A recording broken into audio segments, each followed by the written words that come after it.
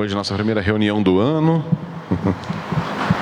E a gente volta com Miqueias. Então vamos ler Miqueias capítulo 4, dos versos 6 a 8. Vamos ler a palavra do Senhor.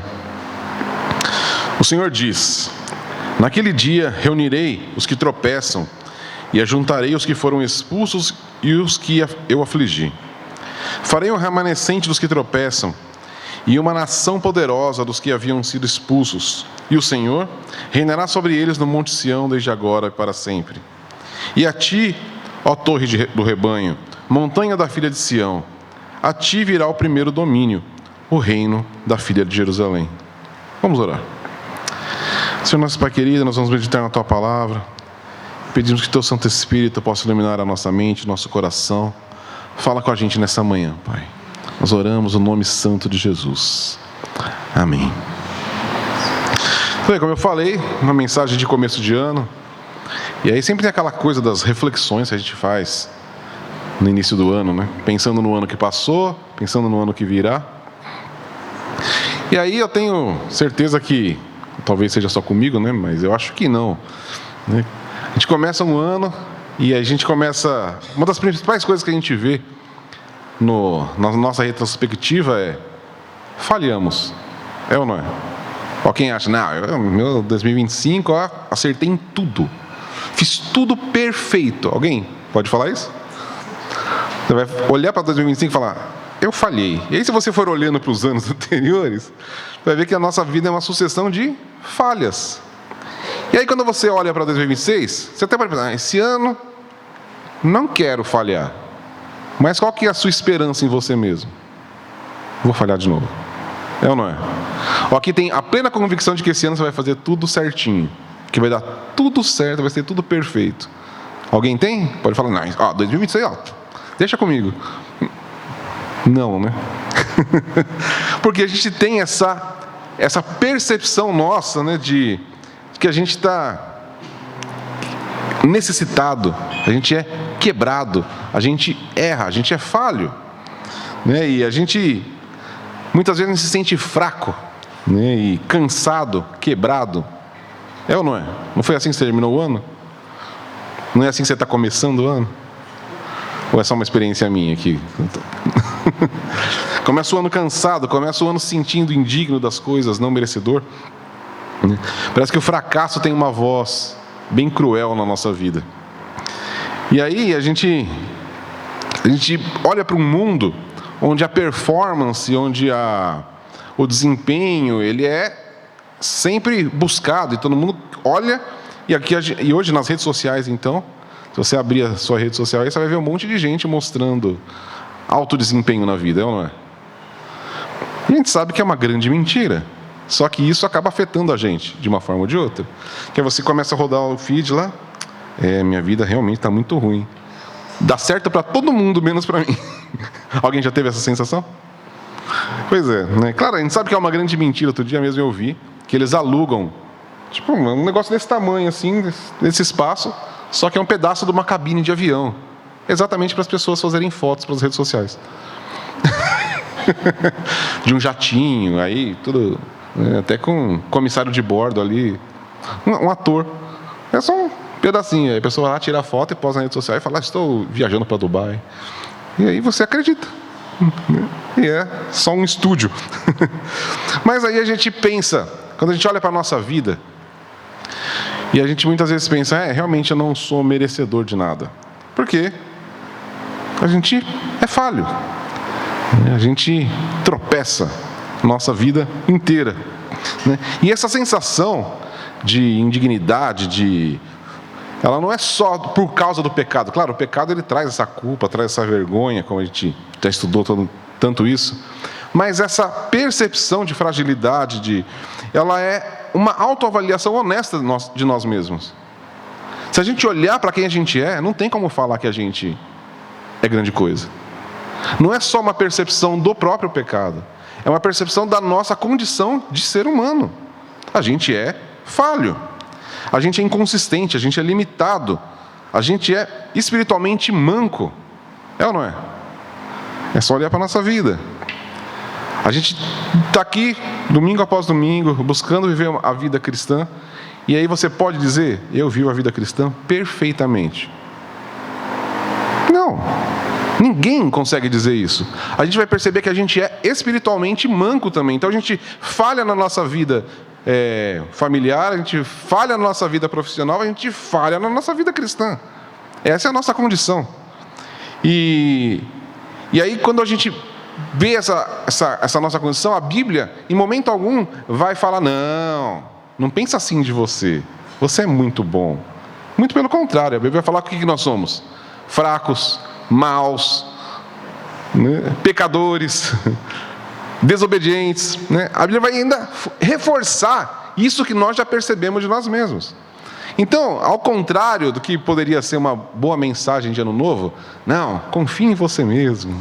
Não, esse ano vai dar tudo certo porque, você tem dentro de você algo muito perfeito, né? Você, olhe para você mesmo, né?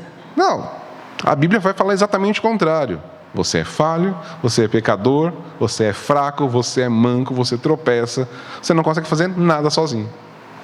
Essa é a mensagem das Escrituras para nós. E aí que o nosso texto de Miqueias vai nos encontrar. Porque esses versos que a gente leu de Miqueias aqui, ele está falando para quem? Para um povo que está forte? Para um povo que está super confiante? Não, está falando para quem? Para um povo que está sendo destruído. Para uma nação que está sendo despedaçada. Para um povo que já está perdendo a esperança. Então tem tudo a ver com a gente. Ele está falando para uma nação ferida, uma nação que está vivendo uma falência moral e espiritual. E é nesse cenário que começa o nosso texto aí. Naquele dia, reunirei os que tropeçam. Na outra versão fala os que cocheiam. Não sei se está com outra versão aí que não seja a Almeida 21. Vai falar aqueles que cocheiam. O que é aquele que cocheia? É um coxo, aquele que não anda direito. É disso que Deus está falando. Vou reunir aqueles que tropeçam, aqueles que não conseguem andar direito, aqueles que mancam, aqueles que têm um problema de locomoção. É a gente. E é interessante como o nosso texto aí, ele vai mostrar exatamente essa questão. Todos os verbos que fala aí, né? Eu reunirei, eu ajuntarei, farei. É sempre uma ação de quem? De Deus. Em algum momento aqui, a gente vai ver Deus falando, faz isso aqui que aí eu vou fazer isso aqui. Dá uma percebida aí no texto que a gente leu. Em algum momento Deus joga alguma coisa para a gente fazer, para Ele fazer de volta? Não, o que Ele está falando aí? Pode ver, vamos voltar ali nos nossos versos. No verso 6, reunirei, ajuntarei os que eu afligi. Aí, verso 7, farei. E aí, ele vai falar do o Senhor reinará, aí ele põe no futuro, né? Mas sempre o Senhor. Então a gente percebe que essa ação toda de Deus é unicamente dele, sem a nossa participação. Exatamente, ele vai pegar, reunirei aqueles que não conseguem andar direito, mas eu vou juntar. E a restauração então não vai nascer da nossa força. Então se você se sente fraco, não tem problema nenhum, porque a força não é sua, é do próprio Senhor. E essa percepção que Ele quer que a gente tenha, que se alguma coisa vai acontecer, não é na nossa força, mas é na força dEle. É na compaixão soberana do nosso Senhor por nós. Aqui os que tropeçam, né, os coxos, mostra exatamente essa incapacidade, essa fragilidade e uma ferida permanente. O que é um coxo? Você já deve ter visto várias pessoas, né, que às vezes nascem, às vezes sofrem algum acidente e aí fica com uma perna deficiente. E aquela é uma marca permanente. Hoje tem até cirurgias para tentar corrigir, mas vai ficar normal? Nunca mais. E quem pode olhar para si mesmo e ver que a gente tem um monte de marca e que não vai mais apagar? São feridas permanentes. Aí Deus ainda continua falando daqueles que foram expulsos. Quando você pensa em expulsão, você vai te lembrar em rejeição, dispersão, exclusão. são aqueles excluídos, são aqueles que foram rejeitados. E aí os afligidos, né, que a gente vê claro que Deus fala que aqueles que eu afligi. Afligi por quê? Por causa da disciplina. E a disciplina por quê? Por causa do pecado. Então a gente vê que é um conjunto aqui de informações que o Senhor nos traz a respeito do povo e de nós, que somos aqueles que somos falhos, com feridas permanentes, excluídos, rejeitados e que pecaram. Cenário bonito, né? Mas é a nossa realidade, é ou não é? Ou alguém pode falar, não, eu não sou nada disso. Ninguém pode. As pessoas tentam maquiar aquilo que elas são, mas a Bíblia o tempo todo está nos mostrando quem nós somos, porque nós precisamos realmente admitir, nós somos tudo isso. Nós somos esse povo aqui. E aí quando fala que Deus vai preservar, então, e aí a mensagem aqui ela é direcionada a Israel, e claro, ampliada aqui à igreja de uma forma em geral, mas quando Deus fala de preservar Israel, não tem a ver, mérito não está incluído aqui na jogada. Qual é o mérito de Israel? Para Deus estar falando isso para eles. Se a gente olhar, a gente estava estudando Miqueias até o capítulo 3. O que a gente vê do capítulo 1 até o 3? Só desgraça de Israel. Só Israel fazendo coisa errada. E aí começa o capítulo 4, o Senhor falando o quê? Mas eu vou fazer alguma coisa. Eu vou ajuntar vocês. Eu vou pegar todo mundo que está errado, todo mundo que tropeçou, todo mundo que está excluído. Eu vou ajuntar vocês. Então a gente percebe que é exatamente disso que o Senhor está falando. Ele não está querendo apontar o nosso erro, simplesmente para apontar o nosso erro. Quando nós somos confrontados com o nosso pecado, não é porque o Senhor quer falar, tá vendo, você errou. E agora, o problema é seu, agora se vira. Deus nunca vai agir dessa maneira com a gente. Ele fala, ó, você pecou. Senhor, e agora o que eu faço? Eu ajunto você. Não tem problema nenhum, pode deixar aqui. Eu cuido. Eu vou juntar vocês. Eu vou juntar um monte de gente igual você. E aí, ele continua, né? Farei um remanescente dos que tropeçam, né? Uma nação poderosa. E aí é bem interessante isso, né? A lógica do reino de Deus é completamente o avesso da lógica do mundo. Como eu falei, o que é procurado? O alto desempenho, a performance, né? Aquele que é mais forte, aquele que é melhor. O mercado de trabalho trabalha dessa forma, tudo, né? É a lei sempre do mais forte. Aquele que é mais forte se garante. Se você é fraco, é melhor que não esteja mesmo, porque você não serve para nada. Não é isso que o sistema do mundo mostra para a gente? Você é fraco, então você não serve para a gente.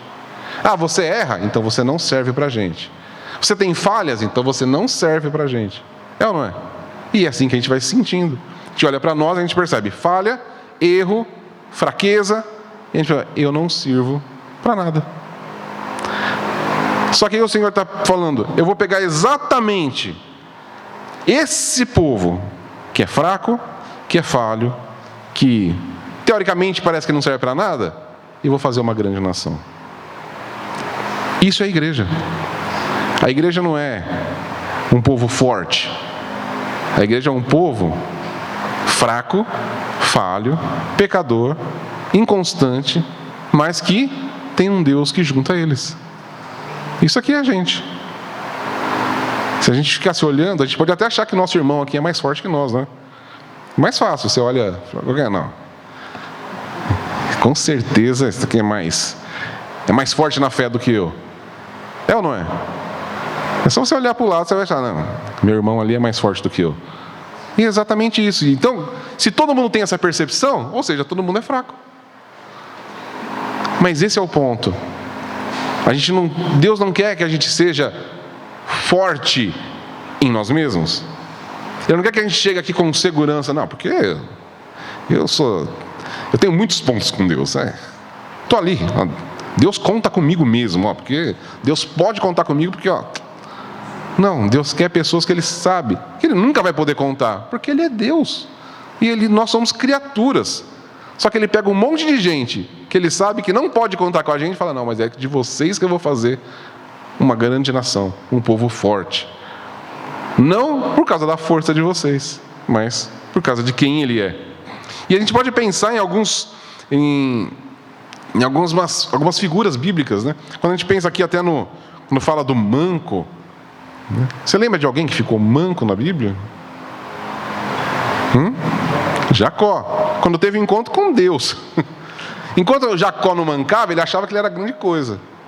De repente ele teve encontro com Deus e aí ficou manco. Depois que aconteceu isso, aí que Deus fala para Jacó, agora seu nome é Israel.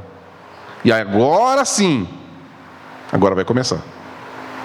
Quando ele se percebe, eu não consigo mais andar direito por mim mesmo. Eu falei, então agora você está preparado para fazer parte do meu povo. Porque Deus recolhe os quebrados, Deus recolhe os mancos, Deus recolhe os que tropeçam. Então você tropeça? Então essa mensagem é para você. O Evangelho é para você. O reino de Deus é para você. A igreja é para você. Enquanto o mundo tenta preservar os fortes, Deus preserva os fracos. O que diz lá 1 Coríntios, capítulo 1, dos versos 27 a 29.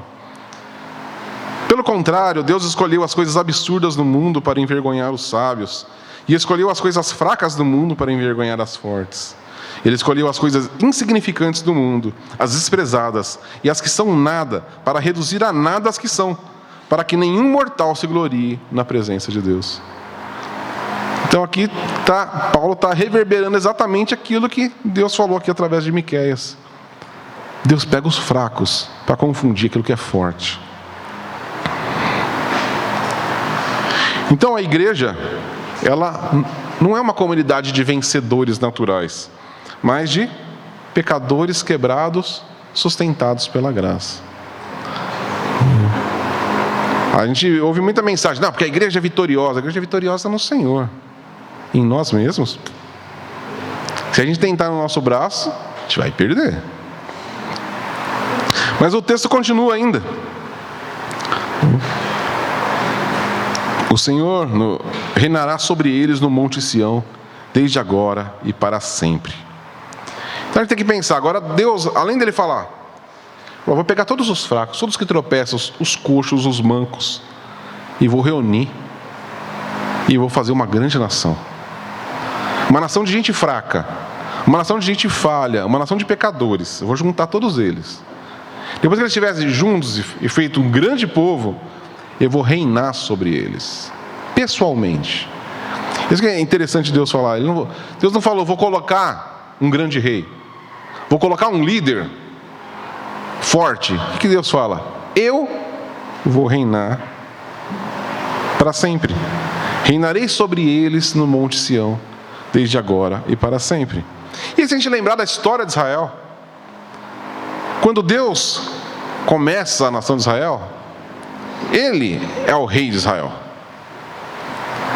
Mas o que a gente vê na história de Israel? Ela está lá em 1 Samuel. O povo fala, a gente quer um rei como as outras nações. Lembra disso? Eles pedem para Samuel, a gente quer um rei, e esse é o termo que eles falam, queremos um rei como as outras nações. As outras nações têm reis humanos, a gente quer um rei humano também. Então, olha o pedido desse povo. Eles tinham um Deus justo, santo, criador dos céus e da terra como rei. Não, a gente quer uma criatura também como rei. A gente quer um cara falho, a gente quer um cara que... E a gente vê o que eles ganharam. Ganharam Saul. Um rei falho, que levou o reino de Israel a um grande problema. Depois Deus levanta Davi, o homem segundo o seu coração, mas aí a gente vai ver a sucessão de reis. Você tinha lá reis melhores, reis piores, e a história de Israel foi descambando até chegar nesse ponto que nós estamos aqui em Miqueias. Por quê? Porque eles pediram um rei. E aí que Deus está falando agora em Miqueias? Eu vou juntar vocês de novo. Vou fazer uma grande nação, só que dessa vez não vai ter mais rei humano, não. Vai ser eu mesmo. Porque vocês já viram que rei humano não dá certo. Então tem que ser eu. E é isso que Deus está falando. reinarei sobre eles no Monte Sião, desde agora e para sempre. Então, quando a gente vê isso, né, é a promessa clara do Senhor voltando, agora de uma maneira, e um reinado pessoal. E essa é a grande diferença do nosso Deus. Nosso Deus é pessoal.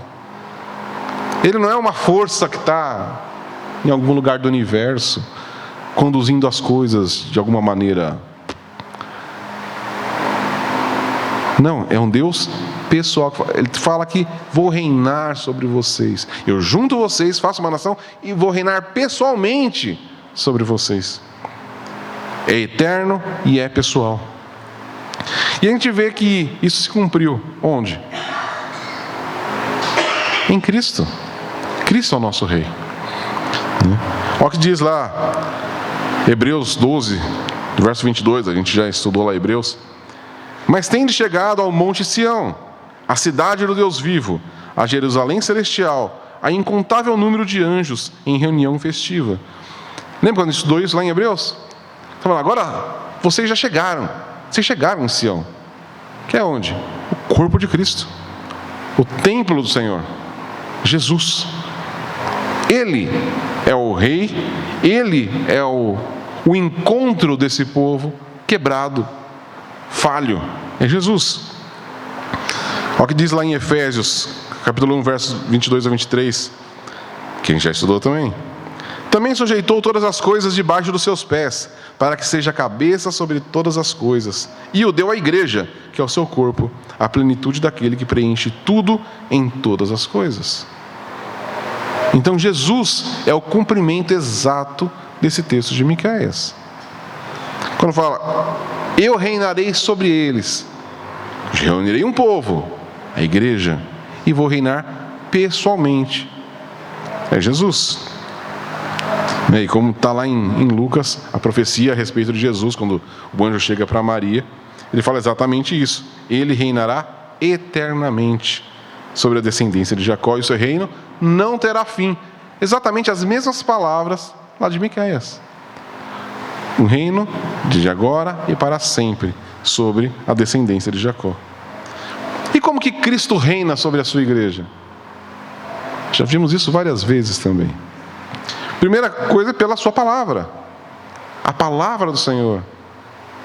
É como Ele reina. Por isso que nós meditamos na palavra do Senhor semana após semana. Por quê? Porque se não tiver mais palavra de Deus, não tem reinado do Senhor.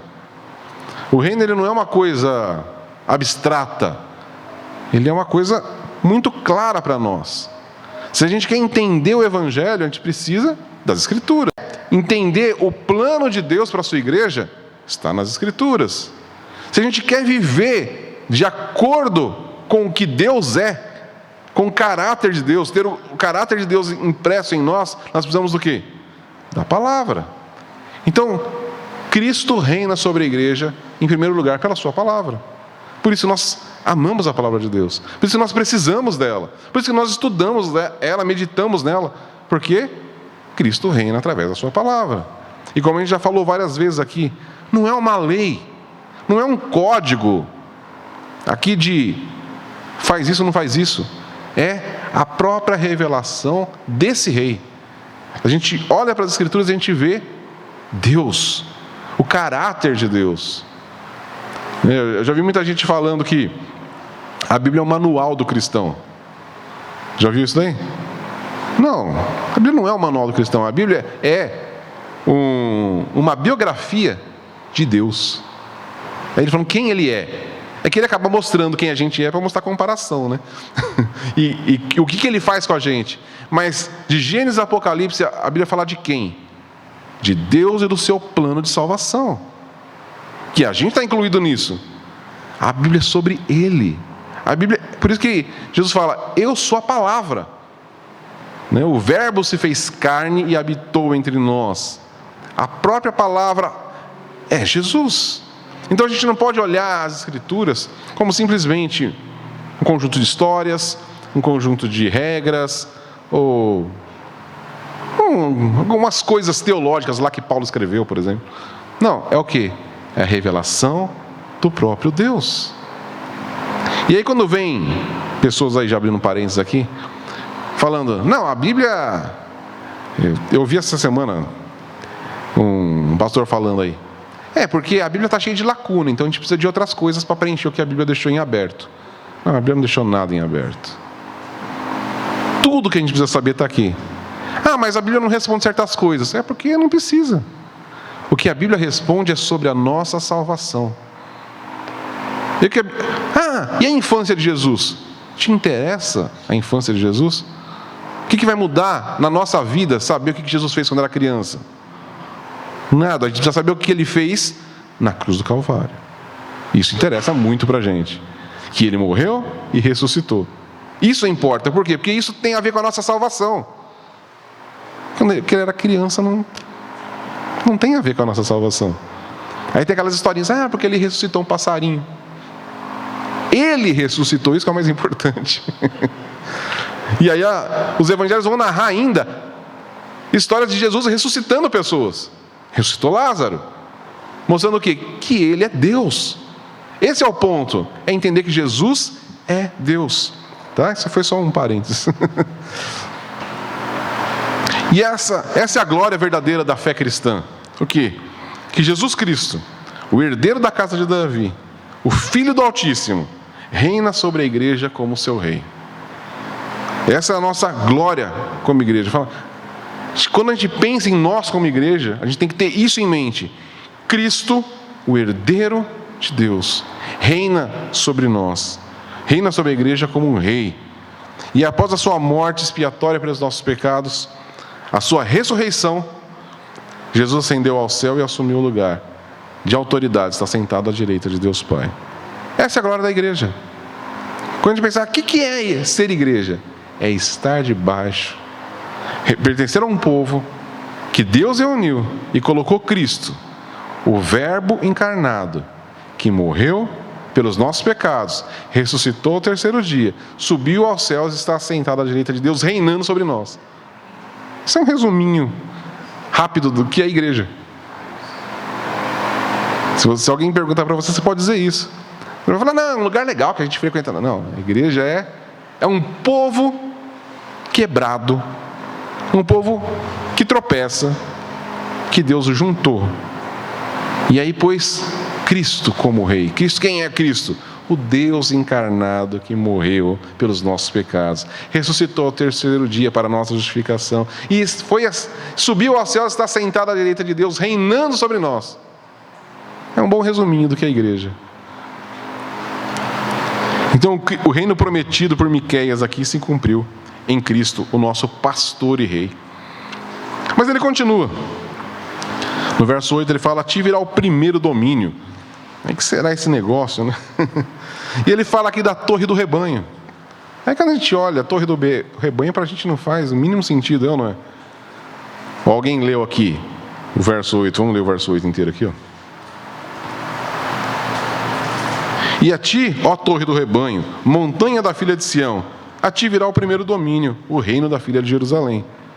Tenho certeza que você leu isso aqui e falou, claro, torre do rebanho, faz todo sentido. É ou não é? Para a gente não faz sentido, porque a gente não tem essa questão geográfica para eles. Mas a torre do rebanho, para eles lá, se refere possivelmente, aqui todos os comentaristas vão chegar a essa conclusão, que era perto do... Você lembra que a cidade era murada, a cidade de Jerusalém, e tinham vários portões. E tinha o portão das ovelhas, era um dos portões lá. E esse portão das ovelhas, ele ficava do lado sudeste, né, do templo, e era uma posição elevada. E os vigias ficavam ali para vigiar os rebanhos no caminho para a cidade. Então a torre do rebanho, né, ela tem a ver com o quê? Com proteção. Era a torre de vigia. Então, quando a gente olha, é proteção, é cuidado do Senhor, nós somos o rebanho dele. Então a gente vê aqui realmente essa figura de Jesus como nosso pastor. Lá na torre do rebanho, aí vai vir um domínio. Então, a torre do rebanho começa falando sobre proteção. O Senhor reúne esse povo, de um monte de gente falha, um monte de gente fraca. Gente fraca precisa de proteção.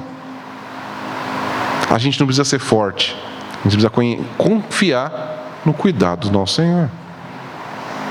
E aí, como falando, juntando com mensagem de ano novo, nesse ano que está começando, você não precisa ser mais forte. Você precisa confiar no cuidado do Senhor, na proteção do Senhor, na vigilância do Senhor. E aí ele fala do monte da filha de Sião. O que é esse negócio do monte da filha de Sião?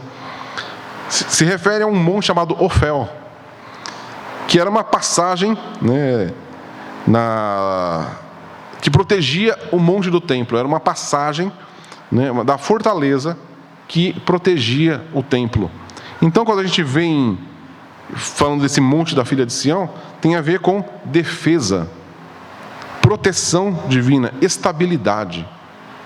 Então, de novo, olha o que Deus está falando: eu vou reinar sobre vocês, e eu vou cuidar, eu vou proteger, eu vou vigiar, eu vou estabilizar vocês, eu vou cuidar. E tem a ver com a presença divina, porque era a proteção do templo. E o que o templo simbolizava? A presença de Deus. Então é isso que Deus está falando: eu vou manter a minha presença no meio de vocês, vou proteger vocês, vou cuidar de vocês, vou estar com vocês, reinando de forma pessoal. O reino de Deus, então, ele não é uma coisa abstrata, assim, né, espiritual, num sentido abstrato. Ele é espiritual, mas ele é real. Porque muita gente fala: o reino de Deus é espiritual. Então é um negócio que não existe. Não existe. Ele não é visível com os nossos olhos comuns. Mas quando a gente olha para a igreja, a gente vê o reino de Deus. Isso é importante a gente entender. Eu queria tanto ver o reino de Deus. Olha para a igreja. Mas a igreja tem um monte de gente falha. Exato. É um monte de gente falha que Deus está cuidando, protegendo, reunindo e transformando. Isso é o reino de Deus. Ele produz segurança para o povo de Deus. A gente tem que entender isso. Quando a gente fala do reino de Deus, a gente está falando da nossa proteção, da nossa garantia, que é o próprio Deus. E ele fala desse primeiro domínio restaurado aí, né? E aí é um retorno, né? A gente tem que pensar que não é um retorno a um passado idealizado. Quando a gente pensa no próprio povo de Israel, o que eles... Não lembra que eu até falei quando reconstruíram o templo, lá quando a gente estudou em Esdras? Mas choraram, né? Porque não é igual. Então, a ideia de um retorno idealizado não é o que Deus está falando aqui. É um cumprimento pleno, muito além daquilo que era. Eles olharam para o segundo templo e falaram: não, nunca mais seremos o mesmo. E Deus falou: não vai mesmo, porque eu tenho uma coisa muito maior, que é Cristo, o templo, o verdadeiro templo. Então, quando a gente pensa isso, não é esse retorno numa coisa idealizada nossa, um passado idealizado de Israel. Não, mas é o perdão definitivo dos pecados. É olhar para todos esses pecados de Israel e falar: vou perdoar. É o acesso ao próprio Pai. É Deus presente entre nós. É a habitação do Espírito, que é a outra forma como Cristo reina sobre a igreja. É através do seu Espírito que está presente na igreja. Então ele reina em primeiro lugar pela sua palavra e reina também pelo seu Espírito que habita a igreja. Então a gente tem essa garantia também. O Espírito está na igreja. A gente fala: Jesus está nos céus. E está. Por quê? Por que Jesus está realmente nos céus? E a gente pode afirmar isso categoricamente. A gente pode falar: Jesus está aqui? Aí é uma coisa complicada, vamos ver. Jesus está aqui, nesse lugar, com a gente? Sim ou não? Pelo Espírito. Ele está fisicamente aqui? Não. Mas Jesus é Espírito? Não. Nunca caia nessa conversa. Jesus não é Espírito, Jesus é corpo. Ele ressuscitou.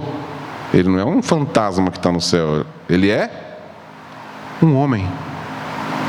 Jesus está em corpo, assentado nos céus. Ou seja, então, ele não pode estar pessoalmente aqui em carne e osso, como ele vai estar um dia, quando nós veremos ele nas nuvens. A Bíblia fala. A gente vai ver, não vai ver uma luz, a gente vai ver um homem descendo da mesma forma como ele subiu. Não é isso? Quando Jesus ressuscitou, que ele fala, toca aqui. Ele era corpo, Jesus comeu com seus discípulos, é ou não é? Partiu o pão, lembra? Lá dos dois do caminho de Emaús. Jesus é homem, corpo, osso, igual a gente. Só que glorificado, como nós seremos. Então, como que Jesus está presente na sua igreja? Através do seu Espírito. E nós precisamos crer nisso. Porque a gente crê na Trindade. O Espírito é Deus, Jesus é Deus, o Pai é Deus. Então a gente pode dizer, a Trindade habita a igreja. Por quê? Porque o Espírito está na igreja. Logo, Cristo está na igreja, o Pai está presente na igreja. Amém? É outro parênteses aqui, né? Então ele está falando aqui da habitação do Espírito, a comunhão dos santos. Que isso é importante quando a gente pensa no Senhor reunindo. Por que Deus reúne um povo? Para a gente viver junto. Para a gente compartilhar tanto das nossas fraquezas como das nossas vitórias em Cristo. Não é isso a igreja? Quando você pede oração, você está compartilhando o quê? Sua fraqueza. Quando você vem e dá o testemunho daquilo que o Senhor fez, você está falando da sua vitória. Mas a vitória é sua? Não, do próprio Deus. Então, a igreja é o compartilhar de fraquezas e o compartilhar do que Deus faz. Isso é a igreja. Isso é a comunhão dos santos. É estarmos juntos, entendendo que nós estamos juntos na falha, porque somos pecadores, e estamos juntos na vitória do Senhor. É saber da provisão e a proteção espiritual. E tudo aquilo que então Israel experimentou de uma forma tipológica é restaurado na igreja, no reinado de Cristo. E para a gente concluir aqui então, não é pensar algumas conclusões. Aqui eu quero pensar em 3 pontos para a gente concluir. Primeira coisa é a ética do reino, né? Que, como eu falei, ao contrário do mundo que pensa na sua utilidade, e aí a gente vê isso na sociedade. Se a pessoa não for útil para a sociedade, ela pode ser descartada. Então, no nosso país, a pessoa é descartada simplesmente porque ninguém mais quer saber dela. Existem algumas culturas, e existem até alguns pensadores aí no decorrer da história, que acreditam que pessoas inúteis devem ser eliminadas mesmo da sociedade. Então, uma criança que nasce doente tem que ser morta. Uma pessoa mais velha que também já não consegue trabalhar, tem que morrer. Uma pessoa que ficou doente tem que ser morta. Por quê? Porque não tem mais utilidade. Então esse é um pensamento bem darwinista, né, da vida. Só que a ética do reino é qual? É a da misericórdia. Deus não olha para a gente, Ele não nos escolheu, e a gente não sabe exatamente qual é o critério que Deus escolheu. A gente já falou sobre isso. Por que Deus escolheu eu e você? Não sei, mas pela utilidade aqui não foi. Concorda? Não, eu sou muito útil para Deus. Não sou nada. Não, Deus me escolheu porque não tinha ninguém igual eu. Então a gente sabe que Deus não nos escolheu pela nossa utilidade. Ele nos torna útil no reino pela sua graça. Mas a gente em nós, para Deus, o que a gente tem de utilidade? O Deus que criou todo o universo. Para que Ele precisa de mim, de você? Então é um privilégio pertencer ao povo de Deus. E essa é a ética do reino. E aí, se Deus agiu dessa maneira com a gente, isso traz uma lição para nós. Como que nós vamos lidar com os nossos irmãos? Ele é útil para mim. Ele não é útil para mim, então eu não preciso. Será que nós estamos pensando nos nossos irmãos em termos de utilidade também? Só que nós temos que olhar para os nossos irmãos da mesma maneira que Deus olha para nós.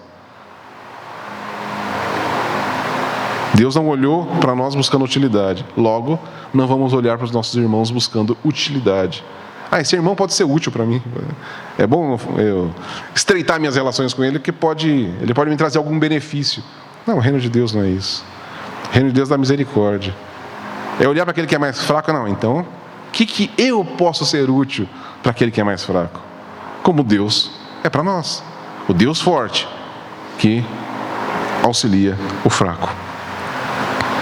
Segundo ponto aí, a entrada do reino se dá pela fé nesse pastor-rei. A gente vê que em lugar algum teve uma questão de mérito, de status, de poder. Sempre a questão foi submissão a Cristo. O Evangelho deixa muito claro: crê no Senhor Jesus e será salvo. Jesus disse: todo aquele que crê será salvo. Quem não crê já está condenado. Então, o ponto central para entrar no meio desse povo, que onde Deus reina com proteção, com cuidado, é crer. O que eu preciso fazer para entrar? Qual que é? O que eu tenho que pagar? Nada, já foi pago. Só creia. Não tem mérito para a entrada no corpo de Cristo. Isso é maravilhoso. Claro, se a gente é inútil, não tinha como a gente entrar. Então a gente entra pela fé, pela graça. A porta de entrada é a graça. E a gente entra pela fé. É tudo mérito de Jesus Cristo. É crer na obra de Jesus. Amém? E aí, se a gente pode pensar que a nossa entrada foi mediante a graça, como que fica a nossa permanência? Mediante a graça. Continua, entende? Porque muita gente acha, não, eu fui salvo pela graça, mas agora, não, agora continua pela graça. A nossa vida de igreja, ela é mantida pela graça. Então, isso dá tanto uma questão de felicidade nossa, de poder entrar, participar disso pela graça, como também nos traz a garantia de que vamos permanecer pela graça. Quem pode tirar a gente daqui? Ninguém. A gente entrou de graça e a gente vai manter-se aqui de graça. A salvação não é um benefício que ele é dado e tirado. Nós somos salvos em Cristo antes da fundação do mundo, certo? Quem pode tirar isso de nós? Ninguém. Então, essa é uma garantia. Deus juntou a gente e ninguém pode tirar. Ninguém pode nos excluir do corpo de Cristo. Se nós cremos na obra de Jesus, temos a certeza de que o Espírito Santo nos conduz, vivemos pela palavra do Senhor, ninguém nos exclui. E aí o terceiro ponto, a esperança do povo de Deus. Como eu falei, nós ansiamos o dia em que Ele virá. Ele prometeu que o rei viria. Aqui em Miqueias é a promessa. O rei veio, há mais de 2000 anos atrás. E aí ele falou, vou voltar. Então ele vai voltar. Quando a gente pensa aqui, quando Miqueias profetizou isso, foi na semana seguinte que o rei veio. Quanto tempo demorou para Jesus vir depois da profecia de Miqueias? Pelo menos uns 700 anos. Mas agora está demorando mais. A primeira promessa do Messias foi quando? Lembram? Lá em Gênesis capítulo 3. Quanto tempo demorou de Gênesis até a vinda de Cristo? Pelas contagens aí dá mais ou menos uns 3.000 anos. Então ainda faltam uns 1.000 aí. Não é assim que funciona. A questão é, se Deus prometeu, Ele vai cumprir. Ele já cumpriu uma vez, logo Ele vai cumprir de novo. Então, vamos continuar ansiando a volta do nosso Senhor. Não sei se Ele vem na nossa geração, não importa. A questão é que nós cremos. E que nós vamos estar com o Senhor de uma forma ou de outra. Ou Ele vai vir nos buscar, ou a gente vai para Ele. Mas uma coisa é certa, estaremos com Ele por toda a eternidade. Isso é uma garantia, é uma esperança que a gente tem. Amém? Então, para a gente finalizar aqui, esse texto de Miqueias aqui nos ensina que a igreja e o futuro da igreja não pertence aos fortes, mas aos redimidos. Tá? O reino de Deus nasce da graça, é governado por Cristo e culmine na restauração do seu povo, uma restauração plena do seu povo. O rei já veio, ele reina agora, e o seu reino jamais terá fim. E nós estaremos um dia onde tudo será restaurado, transformado, que será um dia da consumação de todas as coisas. Amém? Vamos orar? Senhor, nosso Pai querido, nós meditamos na Tua Palavra, e uma mensagem tão gratificante, uma mensagem tão fortalecedora. Senhor, realmente nós nos percebemos como fracos, como falhos, e a gente não precisa mudar essa nossa percepção. O que a gente precisa perceber é que o Senhor está com a gente apesar disso tudo. Apesar de quem somos, o Senhor nos escolheu, o Senhor nos chamou, o Senhor nos reuniu, o Senhor nos tornou seu povo e nos deu uma missão. Mesmo sendo tão inúteis, o Senhor nos deu uma missão de proclamar o Teu reino, de espalhar o Teu reino, de sermos embaixadores do Teu reino nessa terra. Senhor, nós te agradecemos pela Tua misericórdia, pela Tua graça, pelo Teu amor infinito. Então, nesse nosso primeiro culto do ano, nós queremos celebrar a nossa salvação. A salvação que foi alcançada pela obra perfeita de Jesus na cruz do Calvário. Senhor, como nós falamos, não é uma mensagem motivacional. É uma mensagem de esperança naquilo que o Senhor fez e naquilo que o Senhor fará. Senhor, a gente não quer se tornar um povo forte pelo aquilo que nós fazemos, pelo aquilo que nós alcançamos. Nós queremos ser fortalecidos pelo Teu Espírito, pela Tua Palavra, para vivermos neste mundo complicado, para o louvor da Tua glória. Essa é a nossa principal conquista, Senhor. É glorificar o Teu nome. É viver para Te adorar. Nós cantamos isso agora há pouco, que não deixaríamos de Te adorar, que viveríamos para Te adorar. E nós só podemos fazer isso porque o Senhor nos alcançou. Não é na nossa força, mas é porque o Teu Santo Espírito habita em nós, habita a Tua igreja. Senhor, que a gente possa ser realmente conduzido por essa verdade. Que nesse ano que está começando, a gente descanse nas Tuas promessas. A gente perceba que a gente não precisa ser muita coisa, a gente precisa crer em uma coisa: crer no Evangelho. Senhor, que essa seja a verdade, que domine o nosso ano, que domine a nossa vida. Nós oramos no nome santo de Jesus. Amém.